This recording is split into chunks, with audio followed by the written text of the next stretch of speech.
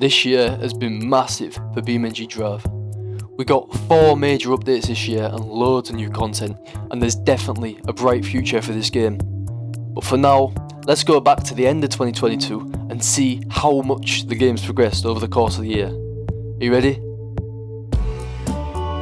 First of all, 0.27 was one of the biggest updates ever released for BeamNG, and it came out pretty much a year ago today, and with it came the all new giant map Johnson Valley, along with loads of suitable off-road vehicles.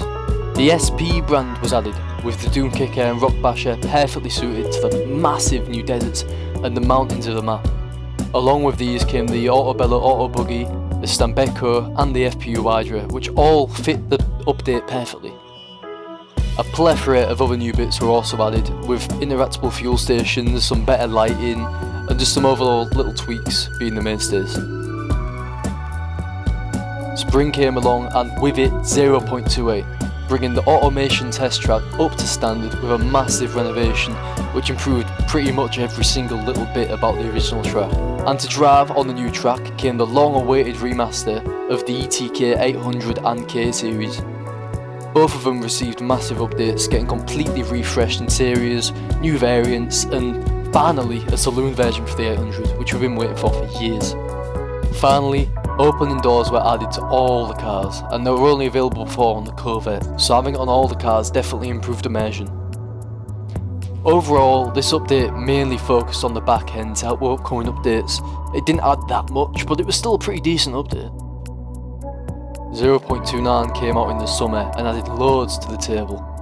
This time round the focus point was on Gambler 500, which was the most recent collab. And Gambler 500 is a real off-road adventure which takes place every single year, and the catch is that the cars cannot cost more than 500 quid, and obviously with that, all the new shoddy 500 quid cars were added to BeamNG as variants. Along with this, the long-awaited people carrier came out, called the Soliad Lansdale, which had loads of variants, it had sliding doors, it had all sorts, so it was a pretty decent car, even though it's a people carrier. Now, as summer ended and we came into autumn, we were blessed with 0.29. A feature I've personally been waiting for years. Virtual reality was finally brought to BeamNG after presumably years of development. While not perfect, it provided a really good base for VR to slowly develop over time, and I enjoyed it even though it didn't run great on my PC. On top of this, the Asian West Coast map was given a full refresh, getting an all new area called Spieleaf Island, and substantially increasing the amount of area the map actually had to drive on. It also brought the detail of the map up to the standard of Johnson Valley and Italy.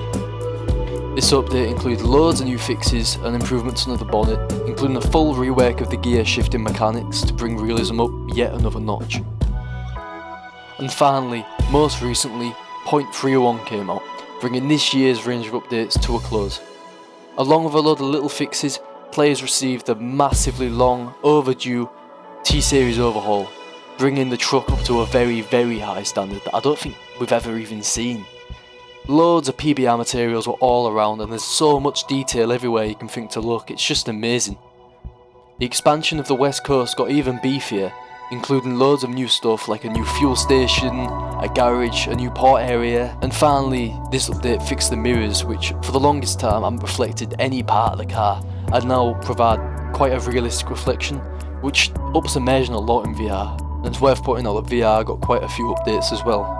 And that's it, all the biggest updates to BeamNG this year condensed down into about 5 minutes. There's loads more little things which have been added throughout the 4 updates and all the bug fixes that came with them, but I can't really go across them all in this video because I don't want to make it like 20 minutes long. So if you've sat all the way through the video, thanks for watching and bye.